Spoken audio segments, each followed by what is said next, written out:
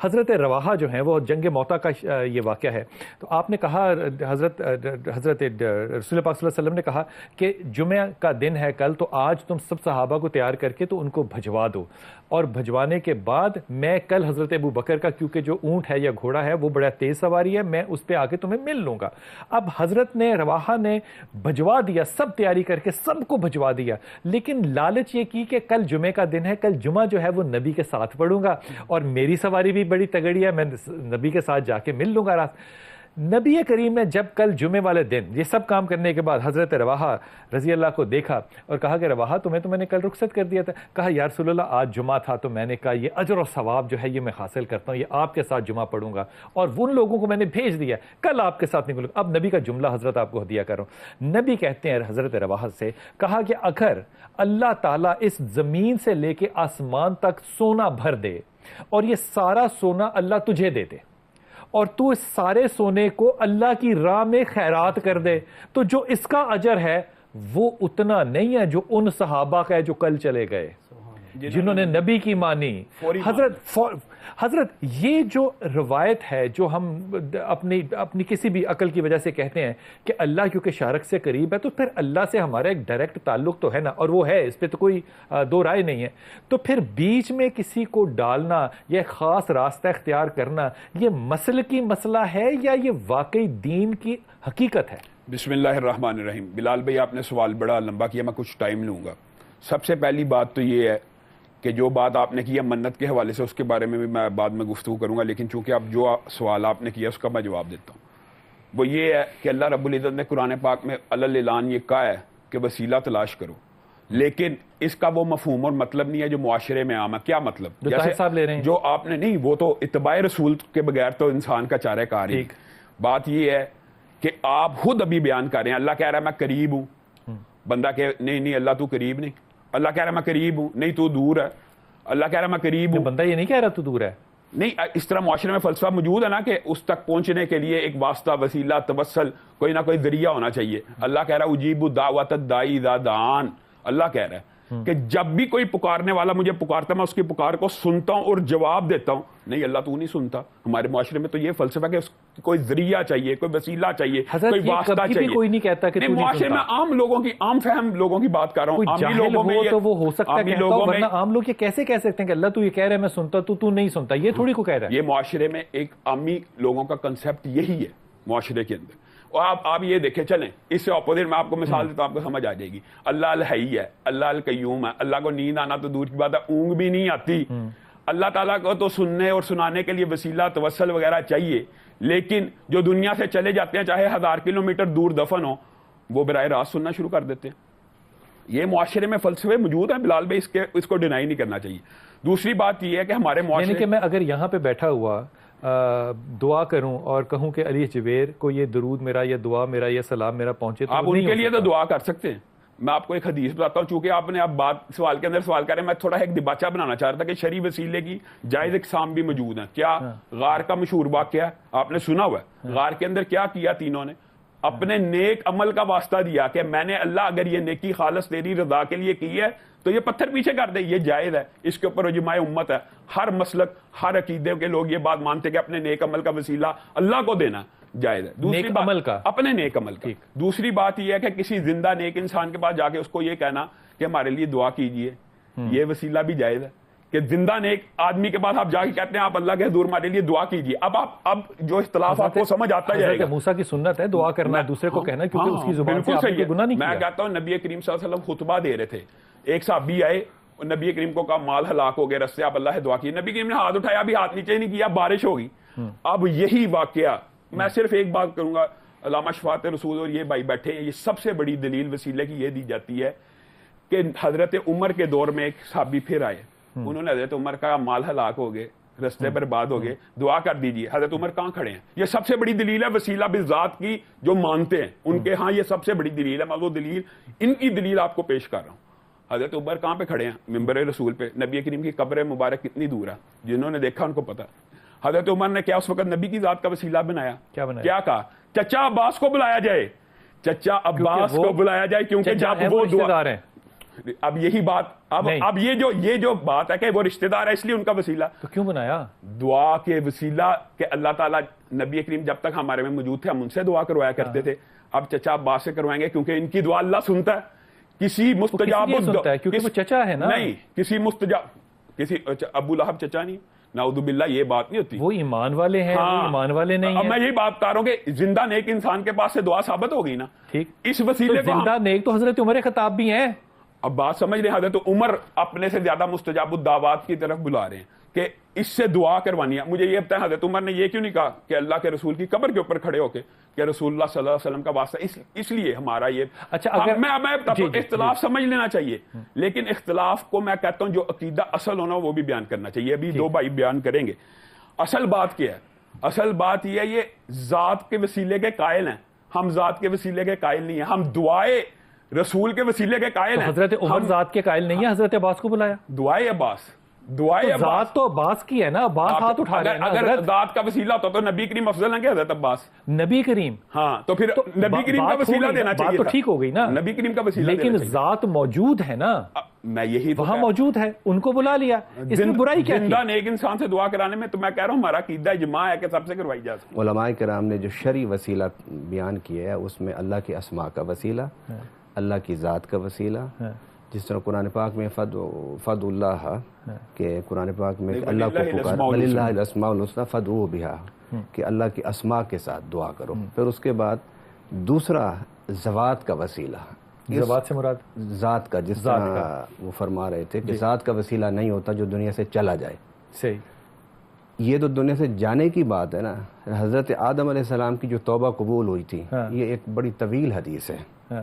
اہل سنت اس کو بیان بھی کرتے ہیں اس کو کہ انہوں نے بڑا عرصہ دعا مانگی تو ان کی دعا قبول نہ ہوئی. انہوں نے پھر ہاتھ اٹھائے اور دعا مانگتے ہوئے یہ کہا کہ اللہ, میں نے اپنی تخلیق کے وقت کہ کعبہ کے ماتھے پر تیرے نام کے ساتھ ایک اور نام لکھا ہوا پایا تھا, محمد رسول اللہ صلی اللہ علیہ وسلم. تو میری توبہ قبول کر ان کے وسیلے سے. اب یہ ذوات کا وسیلہ, اس وقت اور کوئی ذات ہے نہیں. بلال بھائی اس کا صرف ایک بات پوچھنا چاہتا ہوں, صرف ایک پوری ذوات کا وسیلہ. اب حضور صلی اللہ علیہ وسلم ابھی دنیا میں تشریف نہیں لائے, اور حضرت آدم علیہ السلام اللہ سے ان کی ذات کے وسیلہ سے دعا مانگ رہے ہیں, اور اللہ تعالیٰ نے ان کی دعا کو قبول فرمایا. اور اس کے بعد پھر حضور صلی اللہ علیہ وسلم کے چند اوصاف اور کمالات اور فضائل اور مناقب وہ اللہ تعالیٰ نے بیان فرمائے. یہ جو آپ فرما رہے ہیں یہ حدیث قدسی ہے. اب میں ایک بات, حدیث ہے, باقی رہی بات کرنا جرح تعدیل اور اصول حدیث کے حوالے سے, تو جو یہ حدیث بیان کریں گے اس کا ذوق میں بھی ثابت کر سکتا ہوں. میں بلال بھائی یہ پوچھنا نہیں چاہتا, میں ایک اور سوال کرتا ہوں علامہ صاحب, میں یہ کہتا ہوں کہ یہ دنیا کی کس حدیث کی کتاب میں ہے, بس یہ بتا دیں. حدیث کی کتاب میں تو ہونی چاہیے یہ حدیث, اگر یہ حدیث ہے. نمبر ایک بات. نمبر دوسری بات, یہ تو کتاب الشفاء میں موجود ہے, یہ تو حدیث کی کتاب میں ہی نہیں ہے.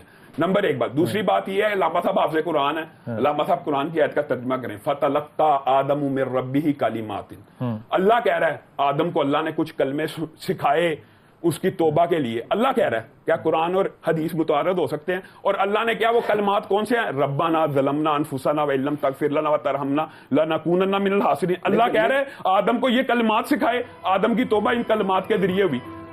آپ بتا رہے ہیں, وہ کہہ رہے ہیں. میں واپس آتا ہوں اور ان سے پوچھتے ہیں کہ یہ حدیث جو ہے وہ کہاں پر ہے. چھوٹا سا وقفہ لیتے ہیں, واپس. بسم اللہ الرحمن الرحیم. موضوع جو ہے وہ میں تو بات کرنا چاہ رہا تھا منت کے اوپر, لیکن یہ وسیلے پہ بات آ گئی. حضرت آپ کی جو روایت ہے وہ کہہ رہے ہیں وہ ضعیف نہیں ہے, وہ ہے ہی نہیں, وہ موجود ہی نہیں ہے, تو ترجمہ کرنا یا اس کی تشریح کرنا تو پھر بالکل ہی بے معنی ہوگی نا بات.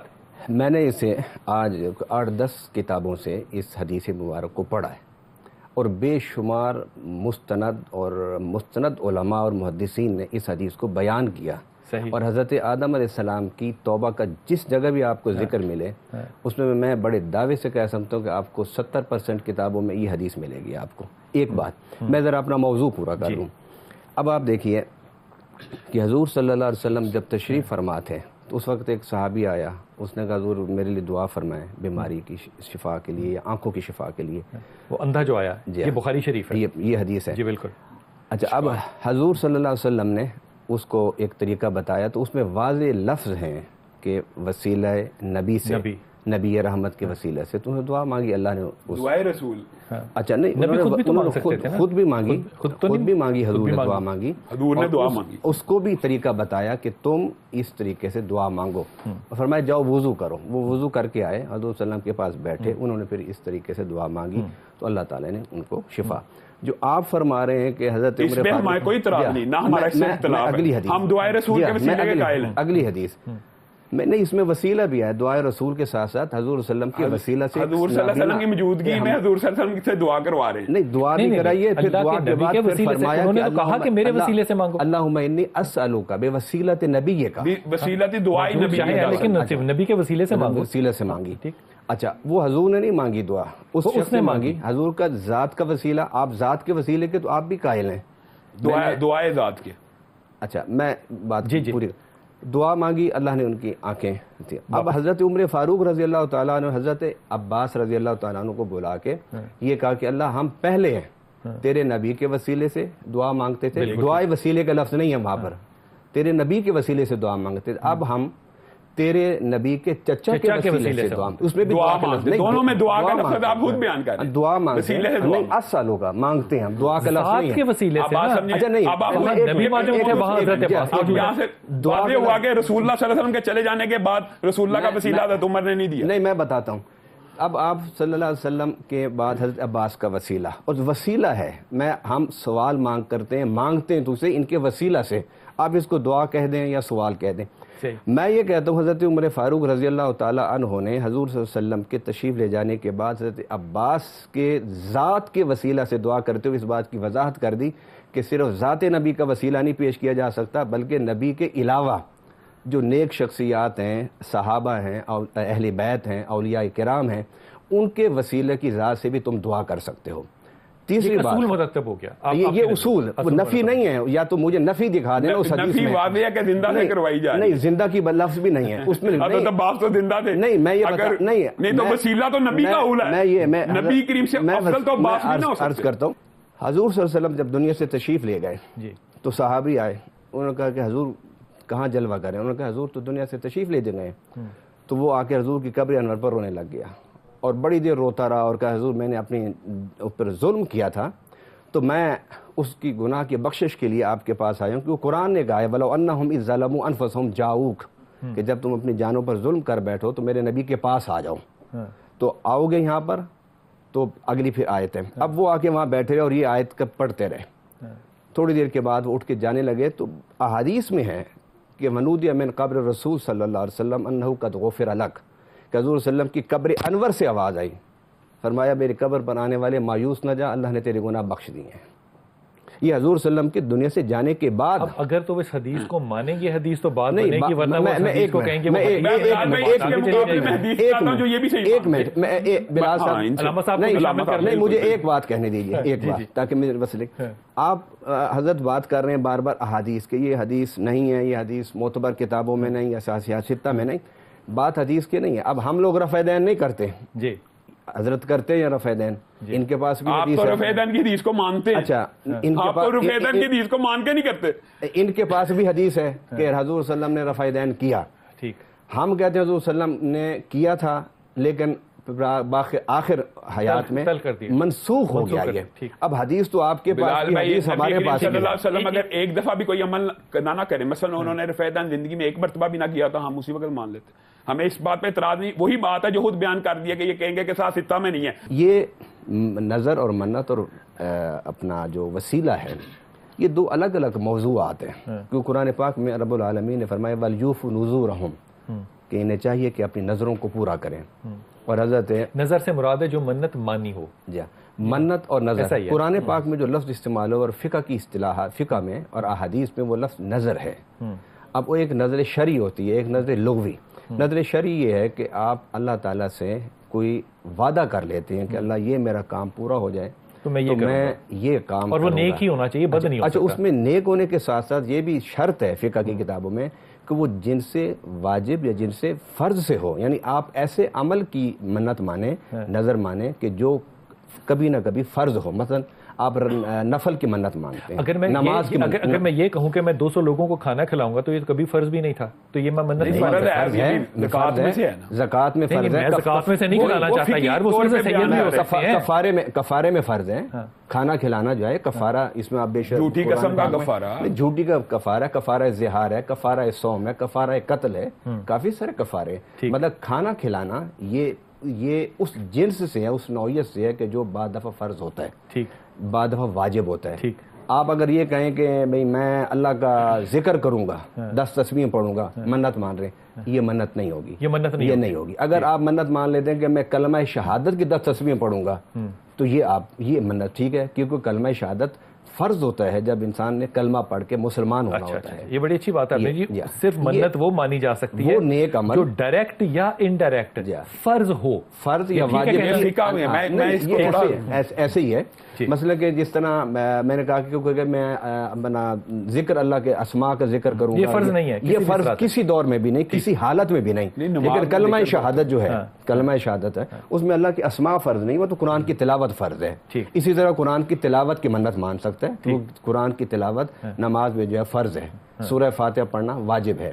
یعنی یہ ایک شرط ہے, یہ نہیں ہے. لیکن اسلام سے پہلے وہ آپ دیکھ لیں, جس طرح آپ ابھی مثال دے رہے تھے حضرت زکریا علیہ السلام کی, حضرت یحییٰ علیہ السلام کے پاس ساری عمر حضرت مریم حضرت زکریا کے پاس رہیں, کہ انہوں نے منت مان لی تھی ان کی والدہ نے کہ میں منت مانتی ہوں جو کچھ میرے پیٹ میں ہے, انی نظرت لک ما فی بطنی محررا فتقبل منی, میں اسے اللہ کے لیے کر دوں گی. لیکن اس وقت ایسی منتیں ماننا ان کا ایفا یہ واجب نہیں ہے, نہ فرض ہے نہ کوئی ضروری. بلال بھائی اس حوالے سے میں ایک بات کہنا چاہتا ہوں کہ جو اب آپ نے جو بات کی نا کہ وہ جو وسیلے کا قائل ہو وہی نظر و منت کا قائل ہوگا, ایسا نہیں ہے.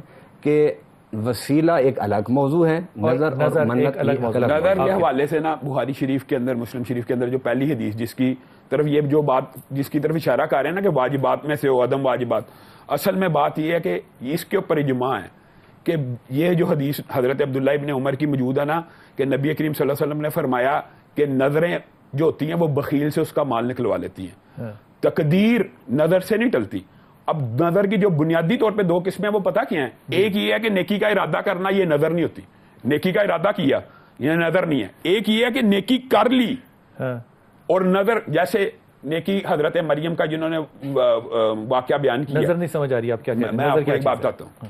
نظر یہ ہے کہ ایک جس کی بات انہوں نے کی ہے کہ اللہ تعالیٰ اگر تو میرا یہ کام کرے گا میں اتنے نوافل ادا کروں گا, یہ نظر ہوگی. یہ نظر ہوگی وعدے کے اوپر.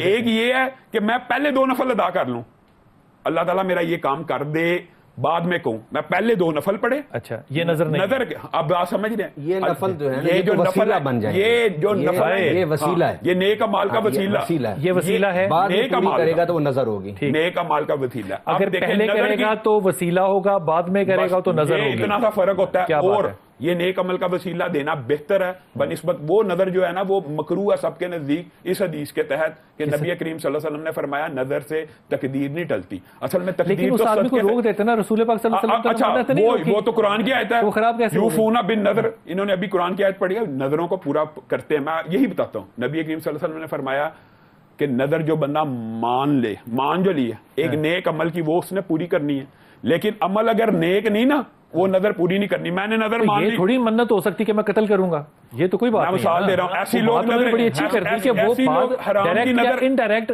فرض ہو. حرام کی نظر منظور نہیں, جیسے آپ نے ابتدا کیا پروگرام سے کہ ایک ٹانگ پہ کھڑا ہونا, ایک ٹانگ پہ کھڑا نہیں ہونا چاہیے مکمل, اس کی جگہ کیا نبی نے کہا ثانی کرو, سائے میں بھی آ جاؤ اور یہاں پہ آ کے کھڑے ہو جاؤ. تو بات نبی کی سنت کی ہوئی نا, نظر پوری کرنی ہے لیکن غیر شرعی نظر پوری نہیں کرنی. یہ حدیث ہے کہ ایک بندے نے بوانا کے اوپر فرض کیا ہے کہ انہوں نے تو شریعت کا سارا انبار لے لیا نا, بس یہ پیراڈائم ہے کیونکہ وہ فرض ہے ڈائریکٹ یا انڈائریکٹ. اب ایسی نظر بھی لوگ مان لیتے ہیں لیٹس سپوز باتوں میں کہ میں کبھی پیاز کھا کے مسجد نہیں جاؤں گا, یہ اپنے اوپر تکلیف دینے والی ایسی نظر جو انسان کو تکلیف میں مبتلا کرے, یہ فرض نہیں ہے نا, وہ تو بات ہی سادہ ہے. یہ فرض ہے, پیاز نہ کھا کے مسجد میں جانا فرض ہے, پیاز نہ کھا کے مسجد میں جانا فرض ہے, لیکن انسان کہہ لے یعنی مکروہ ہے نا مسجد میں پیاز کھا کے جانا, منع فرمایا تو اس لیے انسان یہ نظر مانگ لے تو یہ ایسی تکلیف ہے, اس کے بدلے میں کیا کرنا چاہیے, 10 مسکینوں کو کھانا کھلانا چاہیے. اور ویسے وہی حدیث ہے کہ جو تقدیر ہے وہ دعا سے ٹلتی ہے, تقدیر صدقے سے ٹلتی ہے, تقدیر نظر سے نہیں ٹلتی.